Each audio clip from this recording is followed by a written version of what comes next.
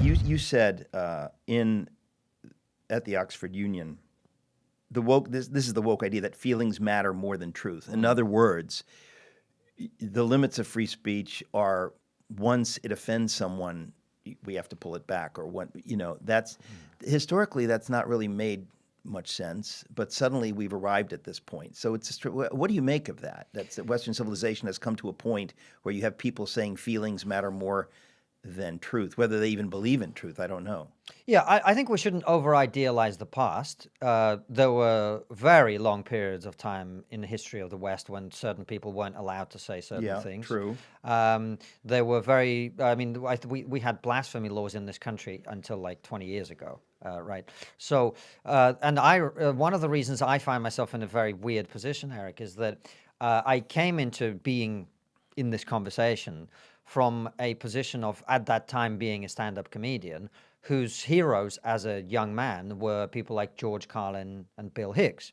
These were lefties, effectively, or certainly would be now, right, who were pushing back against the Christian right, who was saying, you can't say this, you can't do that. Yeah. And, George Carlin famously had the routine 7 words you can't say on TV. Yeah. Bill Hicks's last monologue on Letterman was censored and not published. I don't know if you knew this. And he was only released several decades later by Letterman, who was like, I don't know why I didn't release it. But of course, when you watch it, it was offensive to religious people. My point is this: whoever has power is always going to try to censor those that speak against them, one way or another. And that power can look in different ways. I don't just mean political power. The progressive left in our societies hasn't been in power exactly, but what they've had is cultural power. They invented cancel culture, or reinvented it. Of course, cancel culture is not a new thing. They use social media very effectively, so that if 3 people with blue hair on Twitter said something about you, or your boss didn't want any trouble, so it was easier to fire you, etc. And so the point I'm trying to make is, free speech is not... people say, oh, you must be a conservative, you keep talking about free speech. And I keep saying, free speech is not a conservative value, it's not a liberal value, it's a Western value. And we ought to, all of us, hang on to it for dear life, whether we're right-wing or left-wing or whatever. Well, let's talk about that for a minute. How is it a Western value? What is the West, and what's a Western value? Well, if you think about what the central difference between Western civilization and other major civilizations in existence in the rest of the world, one of which I come from. Russia is a very influential civilization in human history, the Chinese civilization, others too. I think of Russian civilization as being very different from Soviet, quote-unquote, civilization. Oh, yes. I mean, we were Soviet for 80 years, so it had an impact. It's part of our history. Yeah, okay. So what is the central difference between those two ways of looking at the world? The Eastern worldview is collectivist. You are a cog in the machine. You are a unit, and if I am the president of Russia and I need to send you to die, it is your duty to die in the war in Ukraine, and shut your trap if you don't like it, and you have no free speech about it whatsoever. It's a collectivist mindset. You must you must sublimate yourself to the group. You must, and you see this, and it has beautiful things about it. You go. I don't know if you've ever been to Japan. No. If you go to Japan, you see the upside of this idea, because when you go on the tube, it's on the metro. Yeah. It's completely rammed, and yet no one's touching anyone. There is a culture of such consideration for others that people almost wear a different face when they're in public, because there's a public thing, we must show respect to others. We must have a cohesive society. So there are positives to a collectivist worldview. But the Western worldview is one that is centered on the idea of the sanctity of the individual, which comes from the idea, the Judeo-Christian idea of imago Dei, the idea that you are made in the image of God, and therefore, as an individual, you have certain rights that cannot be taken away from you. This is enshrined in your Constitution in America. Now, if you have sanctity as an individual and you have certain rights, well, expressing your thoughts is, of course, going to be right at the top of that. And so I say it's a Western value because we, more than any other civilization, have made that freedom to speak your mind a core value of our society.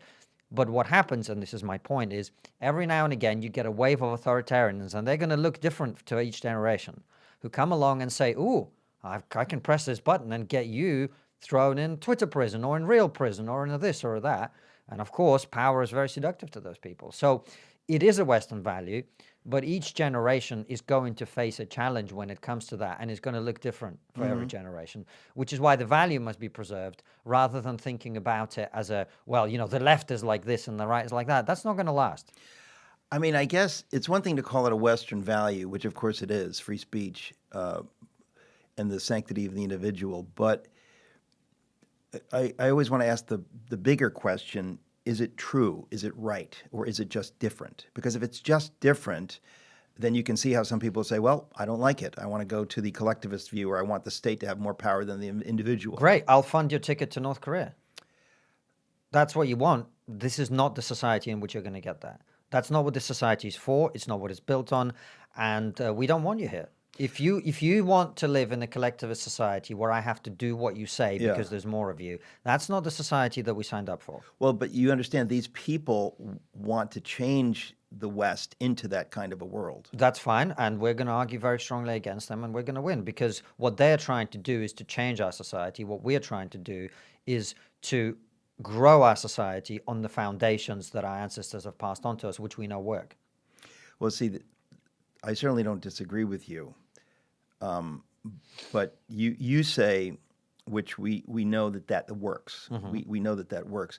They would say, you're wrong, it doesn't work, and that's why we're fighting against it. What's their evidence that it doesn't work? Well, I know that they have no evidence, but they keep at it. In other words, they have this idea that you're simply wrong. They have the right to make that argument, but they are wrong. And when I ask them for evidence, they never seem to provide any.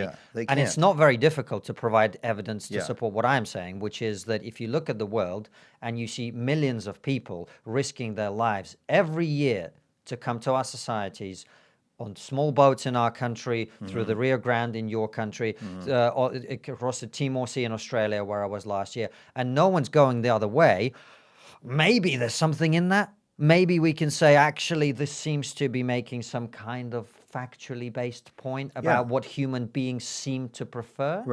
Right? So they are free to make those arguments, and I defend their right to do so, but they're wrong. You sound like me. You wouldn't know that because you don't know me, but it's just funny. Typically, when people have talked about the West, Europe, they've been talking about Christendom. That has fallen out of fashion. It's interesting to me that the European Union's constitution makes no reference to God, when the whole idea of Europe as an entity, it's inescapable historically that's the identity. So in some ways, what we're talking about is the secularization fairly recently of Europe and the West, which leads to a different set of values. Because as you said before, the idea of the sanctity of the individual, it doesn't come from the United States Constitution. The United States Constitution comes from these ideas that have really filtered down through the centuries of Christendom, because you don't get these ideas until the 18th century, fully formed. But it's just interesting to me that I think the secularization of the West has led to this crisis. It's an argument that Jordan Peterson. I was on tour with him last year about his book, which is about the God question. I think he's undoubtedly right, as you are. The question for me, though, is forward-focused, and that is, in a secular society like the one that we have, how do you deal with the reality that you have? Clearly, we're not going to get everyone going to church or back to religion.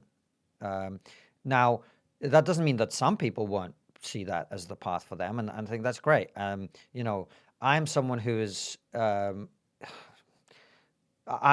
don't go to church, but I also don't deny that realm is valuable and important. There's I guess a tension there that I have.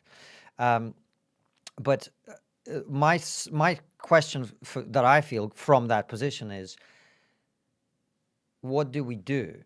And the question that I'm kind of wondering all the time about is there a way to maintain values without having the scripture from which they come? And I think there is, but I think it comes on an individual level. And the reason I say this is I grew up in the Soviet Union. And the values of the Soviet Union were very, very, very, very different to the values of my parents. And there are certain things that I don't do and would not do, not because there was a scripture in which I was told not to do it, but it's because my parents taught me that these are things that you do and these are things that you don't do, you know? So I think that values can be passed on without necessarily having that, although it's easier if you have a scripture and a ritual and a practice and a community around that. But being realistic about the starting position, I am in, look, the God people are going to convert anyone who's open to that. I'm more interested in my role of talking to people who are more where I am. You know, I call my generation children of Dawkins. Actually, it's funny you bring up Dawkins, because when you were talking about, sort of like saying, I like this, and maybe it used to come from scripture or from religious ideas, but I just like it and it seems to work for me. And it reminds me of Dawkins a year or so ago made the comment. I mean, he's spoken about this before, that he loves the architecture. I just passed it in the Uber on my way here of St. Paul's Cathedral, Christopher Wren's masterpiece. Yeah. And he loves that. And he loves some of the trappings of English Christian culture, and so there really is a question, I think a very serious question, whether you can get, whether one is being ultimately at least somewhat dishonest in saying, well, I like what you get from it, but I don't like where it comes from. Yeah, well, I don't even say that I don't like where it comes from. Look, I like Richard. We've had him on trigonometry a number of times. I think that part of his thinking, I am less persuaded by as I get older, frankly. I wrote a piece on my Substack a while ago called The Atheist Delusion, very much talking about this. But in terms of the solution for people who are not prepared to make the leap, I think Jordan's actually come the closest, because when I was on tour with him, we traveled all over America, small towns, medium-sized towns, New York, etc. Radio City Music Hall. That was fun. I was there. Were you? Yes, I was. And I didn't know then who you were, but of course, since Now then, you do. I figured it out just now. Well, one of the things that we got to over the course of the 9 or 10 dates that I did with him, because he really brought me on to argue with him, right? Was what I got for me was that the idea that he talks about Christianity being the central idea of Christianity, as he puts it, is voluntary self-sacrifice, which is represented by Jesus on the cross, right? And his argument that works for me, at least, is an efficacy argument. He says, when you live your life in this way, your life is better and the life of your community is better. And when I practice that, I observe that that's true. Therefore, I am being very sarcastic when I say this. The bearded man in the sky, it's a caricature and not the way that many religious people see it. But the bearded man in the sky becomes less of an issue because I know which values to follow. Do you see what I mean? Well, because they work. Yes. But what that does, at least it seems to me that what that does is that it points to an antecedent. I mean, you can just say reality, right? You start to discover that the nature of reality is that this kind of behavior is better because it corresponds to what we call reality. Sure. And it's very easy to explain that from an evolutionary standpoint. You don't need God for that, which is where my I dare you to try. Well, you don't need to dare me. It's very easy. We are communal animals that evolved in small tribes. Yeah. So the fact that cooperation works in that society in which people have long-standing links over lifetimes and generations would make perfect sense that we would evolve into the sorts of creatures for whom that way of being would be the most advantageous. Well, you could see somebody saying, perhaps advantageous, but there's nothing right about it, and I don't like it. They certainly can say that. But you see the thing that lies underneath your challenge there is, I want something that I can say, this is the way, and I'm saying this is the way that works, right? Yeah. So ultimately, the certainty that you crave may not be available in my argument, but I don't crave that certainty. I crave the certainty of, how do I live my life? What's the best way to live my life? Do I forgive those who trespass against me? seems to work better when I do. Do I But I give think a more of woke myself? person would, forgive me. Sure, Finish no, your it's thought. fine. You go ahead. No, I was saying, it seems to me that a woke person would say that ultimately is self-serving. In other words, you say, well, self-sacrifice works for me. This kind of stuff works for me. And you could see, to play devil's advocate, somebody would say, well, that's just self-serving. It works for you. It doesn't make it right. I don't like it. I don't claim that Yeah. it's right. I've never made that claim. I'm just telling you my experience. If you want to be miserable and Yeah. insert more Yeah. things into your septum and whatever, that's fine. I'm Yeah. not going to interfere in you Yeah. doing that. You have the freedom to do that. Yeah. Right? What I'm saying is, if you're interested, if you're talking to me, you're Yeah. probably interested in my experience. My experience is that when I live my life in this way, Right. it gets better. Right?